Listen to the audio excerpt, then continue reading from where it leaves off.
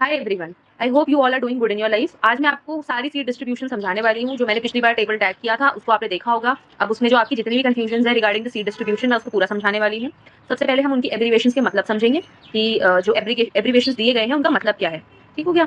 सबसे पहले हम जानेंगे कि यूआर का मतलब क्या है। यूआर होता है अनरिजर्व जनरल कैटेगरी। ईडब्ल्यूएस हमें पता है इकोनॉमिकली वीकर सेक्शन होता है। ओबीसी, एससी एसटी हमें मालूम है। पीएच होता है पर्सन विद डिसेबिलिटीज जो हैंडीकैप पीडब्ल्यूडी में आता है। DPW defence personnel ward, defence quota लगता है जिनका। CFF children of freedom fighter. WKR wards of Jammu and Kashmir, जो बच्चे जम्मू और कश्मीर के हैं उनके ये कोटा लगता है। यूकेओसी है Uttarakhand orphan child single parent child, इनके लिए लगता है। बाकी पेमेंट सीट्स है। अब आगे हम समझेंगे कि कौन से कोर्स में कौन से कितनी कितनी सीट्स हैं किस। तो हमारा जो वेटनरी साइंस का bachelors in veterinary science and animal husbandry है उसमें जो अनरिजर्व्ड की सीट्स हैं वो है 21। अनरिजर्व्ड वुमेन की सीट है 9, ईडब्ल्यूएस की 6, ओबीसी की 7 और एससी की 9, एसटी की 2। पेमेंट सीट यूके यूआर मतलब उत्तराखंड अनरिजर्व के लिए 7 है। पेमेंट सीट जो अदर स्टेट के लिए है वो 12 है।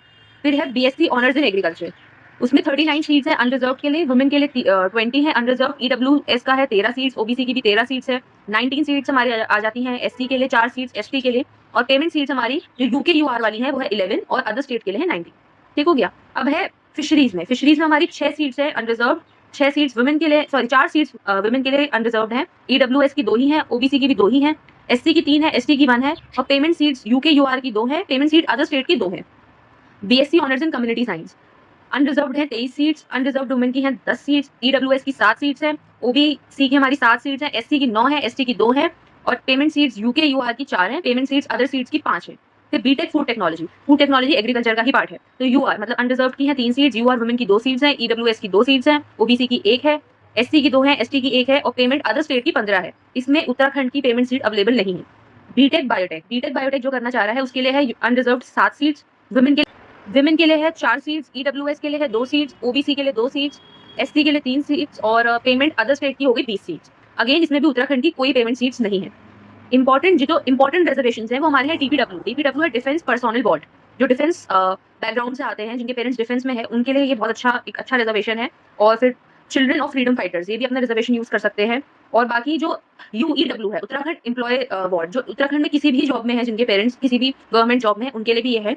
और जम्मू कश्मीर के रेजिडेंट्स के लिए भी है। कश्मीरी माइग्रेंट्स उनके लिए भी एक रिजर्व सीट्स रखी गई हैं।